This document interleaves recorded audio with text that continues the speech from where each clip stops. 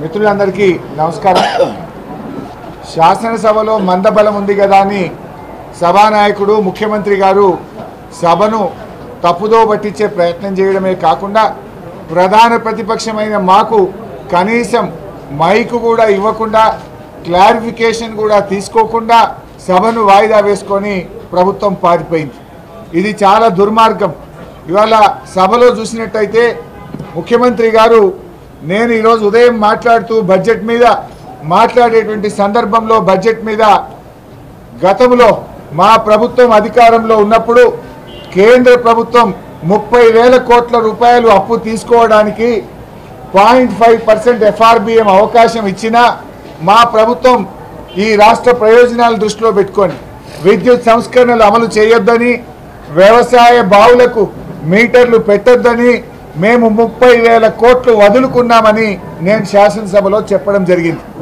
నేను ఈ విషయం మాట్లాడేటువంటి సందర్భంలోనే సడన్గా ముఖ్యమంత్రి గారు ఆయన మైక్ తీసుకొని ఆయన గారు గతంలో మీ ప్రభుత్వం సంతకాలు పెట్టింది, ఇగో మీ అధికారులపై అగ్రిమెంట్లు చేసిండ్రు అని ఒక కాగితాన్ని చూపించి సభను సభ ద్వారా రాష్ట్ర ప్రజల్ని పక్కదో పట్టించే ప్రయత్నం చేశారు.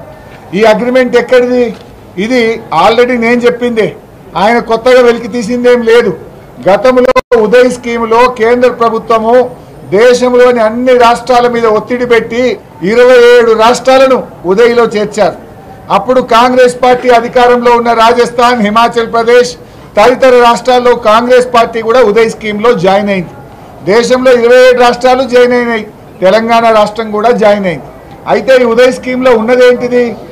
ఇప్పటికే ఎక్కడైతే మీటర్లు ఉన్నాయో ఆ మీటర్లకు స్మార్ట్ మీటర్లు పెట్టాలని మాత్రమే ఈ అగ్రిమెంట్లో ఉంది. అది కూడా వ్యవసాయ విద్యుత్ కనెక్షన్లను మినహాయిస్తూ వ్యవసాయ విద్యుత్ కనెక్షన్లు కాకుండా 500 యూనిట్లకు పైగా కరెంటు కాల్చుతున్నటువంటి మీటర్లకు ఆ పాత మీటర్ల జాగాలకు కొత్త స్మార్ట్ మీటర్లు పెట్టాలని మాత్రమే ఉన్నది. కానీ ముఖ్యమంత్రి గారు ఏం సభను పక్కతో పట్టించే ప్రయత్నం చేసినారు. మీరు వ్యవసాయ బావులకు మోటార్లకు మీటర్లు పెట్టాలని మీరు ఆల్రెడీ సంతకం పెట్టారు అని ఒక తప్పుడు మెసేజ్ను పంపించే ప్రయత్నం చేశారు. ఇదేమో 2017 సంవత్సరం. ఈ యాక్చువల్గా కేంద్ర ప్రభుత్వం రాష్ట్రాలను అడిగినటువంటిది 9 జూన్ 2021. ఇది 9 జూన్ 2021 నాడు కేంద్ర ప్రభుత్వం మీరు రాష్ట్రాలు వ్యవసాయ బావులకు మీటర్లు పెడితే మీ రాష్ట్రాలకు 0.5% FRBM అధికంగా ఇస్తాం అంటే తెలంగాణకు దాదాపు 30,000 కోట్లు తెచ్చుకునే అవకాశం ఉండే. ఈ 30,000 కోట్లు మాకు వద్దు, మా రైతులు మాకు ముఖ్యం, నా గొంతులో ప్రాణం ఉండగా రైతుల బోరు బావుల కాడ మీటర్లు పెట్టను అని మేము 30,000 కోట్లు 2021 సంవత్సరంలోనే వదులుకున్నాం.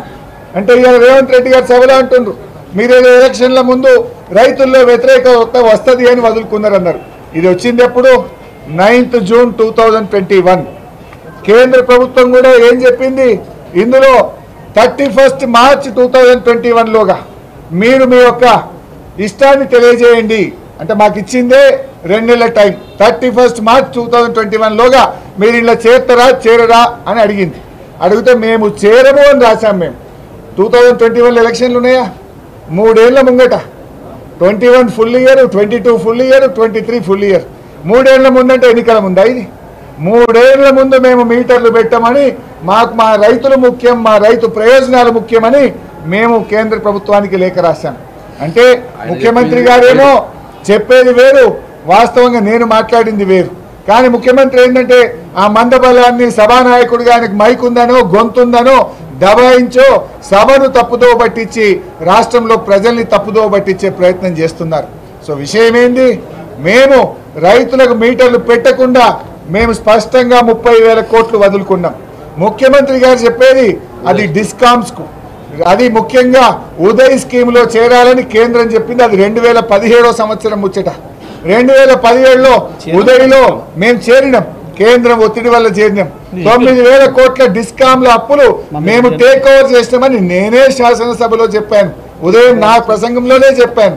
చెప్పుతూ ఈ 30 వదిలినామంటే అప్పుడు ఆయన లేచి మాట్లాడింది. మీరు ఏ సందర్భంలో లేచి మాట్లాడారు? రైతులకు మీటర్లు పెట్టము అని 30,000 కోట్లు వదులుకున్నామని నేను చెప్తుంటే మీరు సడన్ గా నన్ను కూర్చోబెట్టి సభలో మైక్ తీసుకున్నారు. మైక్ తీసుకొని ఇక మీరు అగ్రిమెంట్లు చేసి కాగితం చూపించాం అంటే ఏంది? బోడగుండుకు మోకాలకు లింకు పెట్టుడు. నేను చెప్పిందేమో 0.5% FRBM, మీరు చెప్పేదేమో 2017 Uday scheme.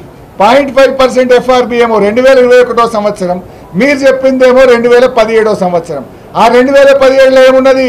Uday scheme already metre ఉన్న చోట ఆ పాత మీటర్ తీసి కొత్త స్మార్ట్ మీటర్ పెట్టమని ఉన్నది. అందులో దేశంలో 27 రాష్ట్రాలు చేరినాయి.